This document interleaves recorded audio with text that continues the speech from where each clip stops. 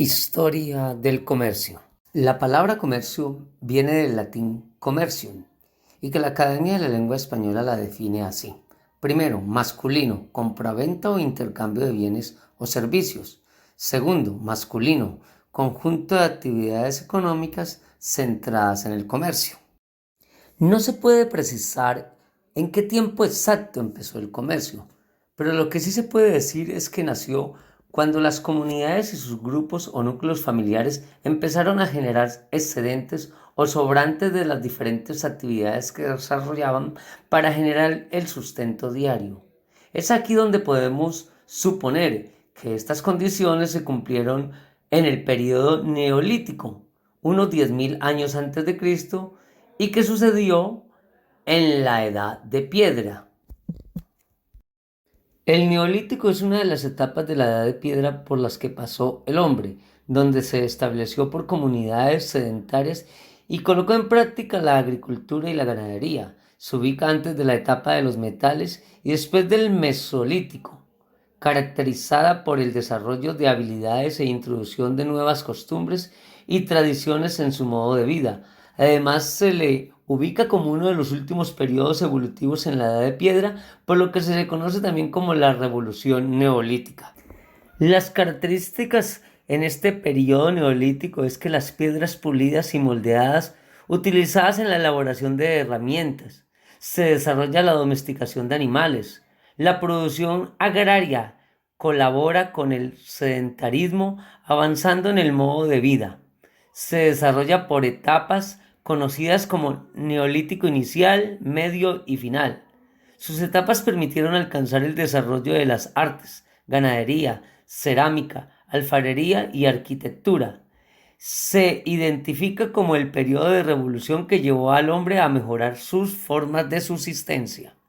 Se estableció antes de la edad de los metales, etapa de neolítico. Después de prestarle la suficiente atención a la etapa donde se sugiere que nació el comercio, nos adentramos a hacer un análisis a la historia de los acontecimientos que creemos han sido más relevantes para que el día de hoy podamos comerciar de la manera que lo hacemos.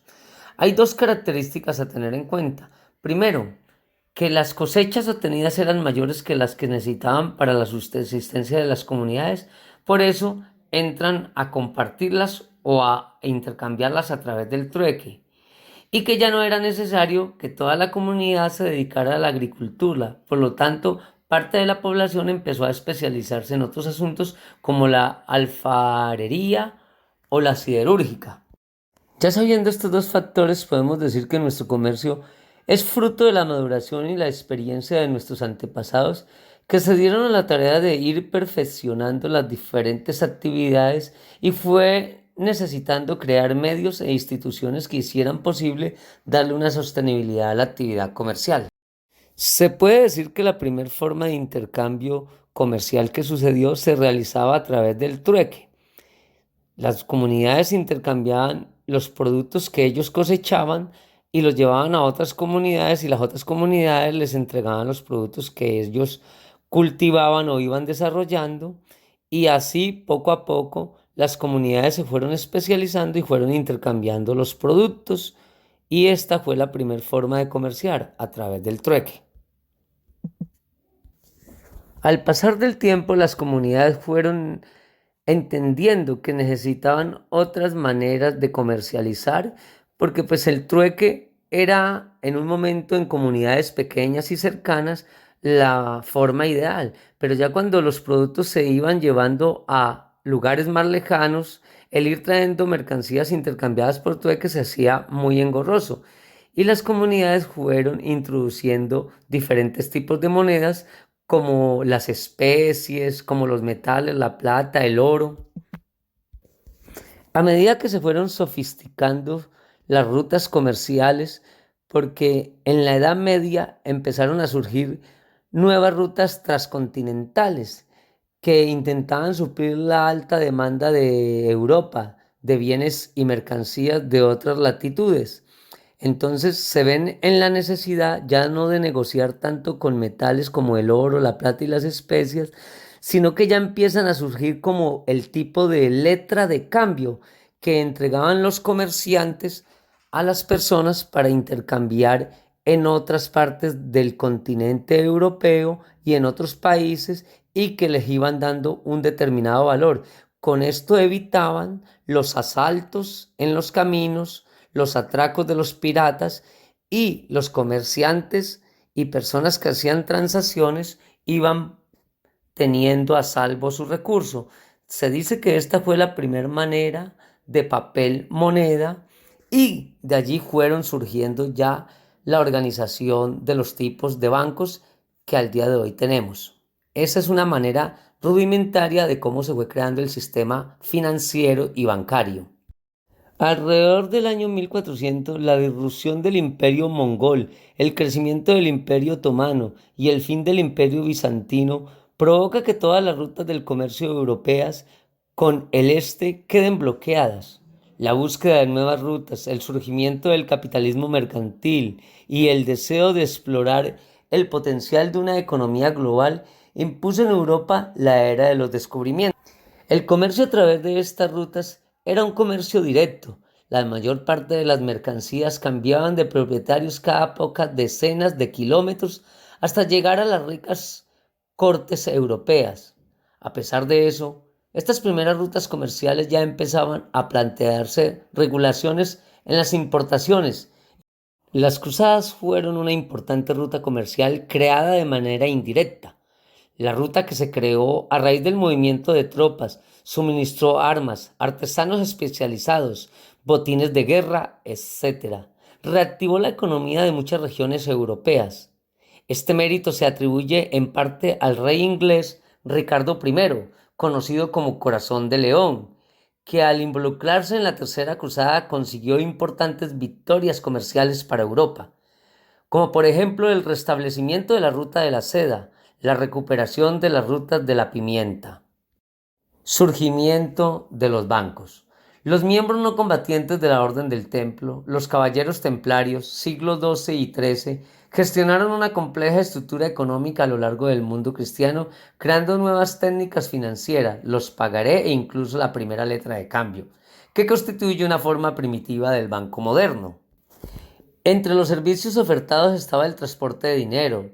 Los peregrinos podían ingresar dinero en un establecimiento y después ir a otro establecimiento y retirarlo, incluso entre países diferentes, lo cual contribuía a la seguridad en los caminos. Esto fue la primera letra de cambio.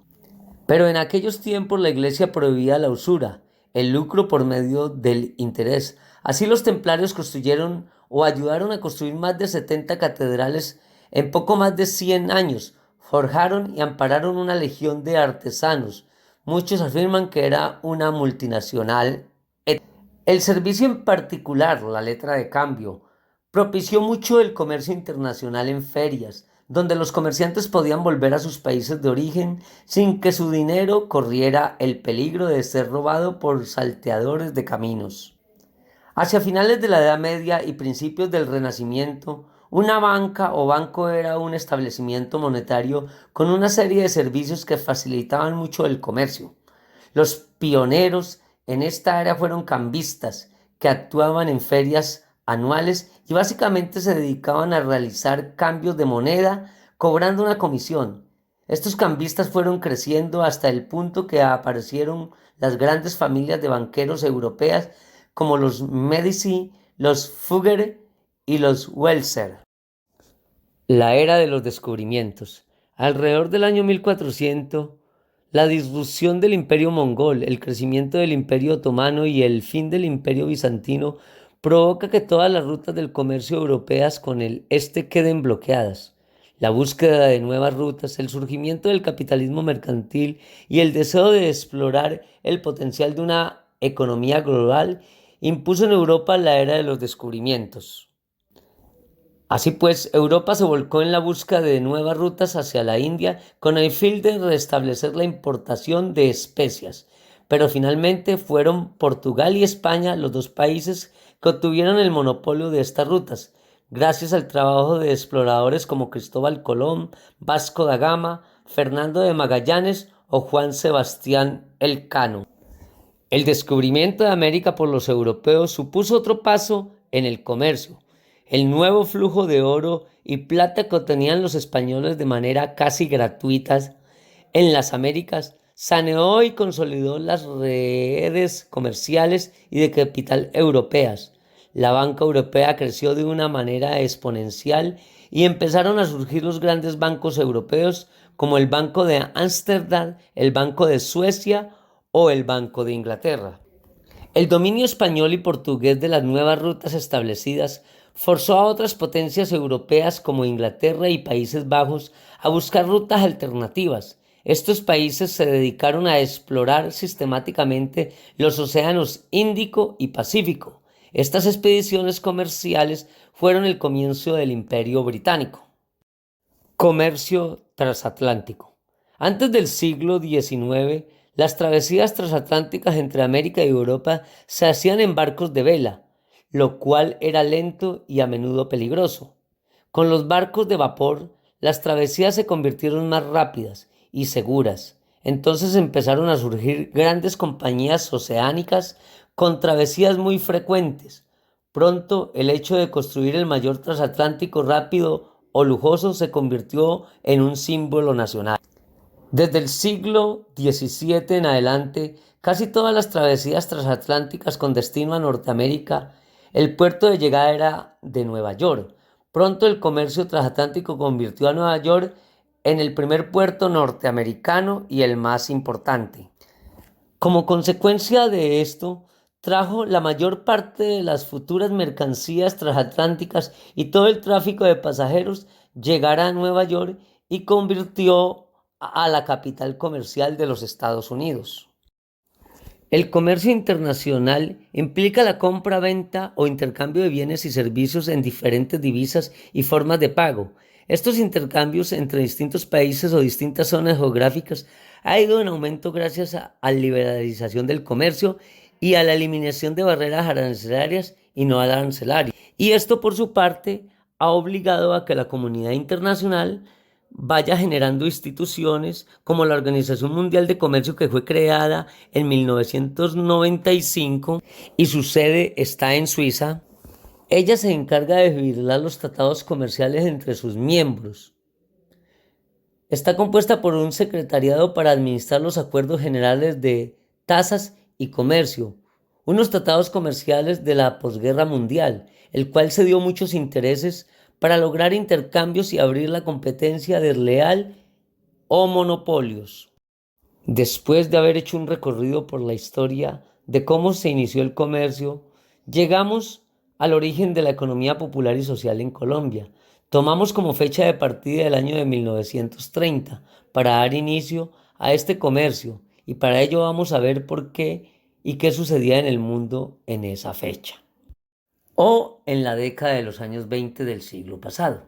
Empezamos por decir que en los Estados Unidos, para el año de 1913, se crea la Reserva Federal, la famosa Fed, y se cuentan muchas historias alrededor de esta, pero lo que podemos decir es que fue privatizado el sistema del manejo del dinero por parte de un selecto grupo de políticos y banqueros que al día de hoy tienen el control de la política monetaria a nivel mundial. Para el año de 1922, los comunistas empiezan a formarse de una manera organizada en el país, y para el año de 1930 empiezan a llamarse Partido Comunista Colombiano, y con todo el apoyo de la URSS, y lo que implicaba esto para la frágil sociedad política y comercial que poseíamos. También veníamos de los desastrosos acontecimientos de la Primera Guerra Mundial y de la crisis del 29 en los Estados Unidos de América, que azotó a todas las economías del mundo y más a la nuestra, que ya era muy dependiente de lo que dijeran los americanos. Y para terminar en el país con todas estas condiciones, el Partido Liberal gana las elecciones en el año de 1930. Y empieza una persecución de los conservadores en aquellos lugares lejanos donde ellos tenían la posesión de tierras. Se inician los desplazamientos de cierta parte de la población a centros poblados que los pudieran esconder de esa brutal persecución y despojo de sus pertenencias. Ya luego, para el año 39, los conservadores empiezan a defenderse y aplican la misma técnica que les venían realizando los liberales, y voltean el juego. Y es ahora que ellos despojan a los liberales y para el año 48, con la muerte de Gaitán, todo se complica y esa política de muerte que empiezan a realizar los partidarios de un trapo rojo por un lado y por el otro lado los del trapo azul, da como resultado la desaparición de muchos campesinos de sus parcelas y que para poder sobrevivir otros se tuvieron que refugiar e huir a los centros poblados ya más grandes para poder salvar la vida, pues sus pertenencias y tierra quedaron en el olvido y tuvieron que empezar de nuevo en estos centros poblados. Al principio engrosaron los cordones de miseria en las grandes ciudades, pero con el tiempo empezaron a tener éxito, fruto del trabajo. Por eso podemos decir que al principio fue miseria y hoy en día es prosperidad. Ya para resumir la historia de nuestro comercio popular y social en el país, les podemos decir que la primera etapa más o menos empieza en los años 50 a 60, donde ya estos campesinos que habían sido desplazados desde los años 30 empiezan a tener algún tipo de éxito y de tener algún tipo de negocio y empiezan a traer a sus familiares con los mismos deseos de salir adelante y de mejorar su situación económica. Y se dan grandes migraciones a los grandes centros poblados y urbanos. Se van posicionando en puestos callejeros. Algunos empiezan a tener éxito en locales comerciales como cafeterías, restaurantes, algunos tipos de residencia, almacenes de cacharro y hospedaje, y graneros o tiendas. La segunda etapa arranca en los años 70-80. Los comerciantes prosperan y empiezan a incursionar en mercados internacionales para adquirir sus mercancías. Las principales ciudades de Colombia se están llenando de estos comercios populares y sociales. Ya la tercera etapa arranca en los años 90 a 2000. La apertura económica que dio el presidente César Gaviria estimula a que estos comerciantes empiecen a ingresar mercancías al país de otras naciones y se empiezan a formar los grandes importadores o grandes contrabandistas. Y es aquí donde empieza la problemática del sector porque se va aliando con una economía subterránea. Y la cuarta etapa la podemos definir desde el año 2001 en adelante hasta los días de hoy, y es que perdimos el rumbo y el enfoque. La historia de la problemática del sector también la hemos dividido en 4 etapas. La primera etapa, los comercios son formados por personas con muchas ganas de prosperar económicamente y con darle un mejor estado de vida a sus familias, pero sin una visión colectiva y poco o nulos conocimientos académicos. No se formó de una manera planificada, se fue formando por la naturaleza del conflicto armado en Colombia. La segunda etapa de la problemática es que los comerciantes empiezan a tener éxito, pero no visión de futuro. El éxito se centra en núcleos familiares o clanes. La tercera etapa es que las grandes marcas se están posicionando en el sector. El plagio empieza a ingresar a este comercio a gran volumen. El dinero fácil inunda el mercado. Las mafias ponen los ojos en el comercio popular y social. La cuarta etapa de la problemática es que al día de hoy tenemos un sector dividido, asustado y sin rumbo, y presa de la economía subterránea. Este video está siendo realizado para rendirle un homenaje a todos los comerciantes del mundo entero y especialmente a los de Colombia de la economía popular y social. Esperamos que cada día aportemos nuestro granito de arena para construir una mejor nación y que cada día nos formemos más para poder ir saliendo de la informalidad y darle mucho más alegrías a nuestro país. ¡Feliz Día del Comerciante!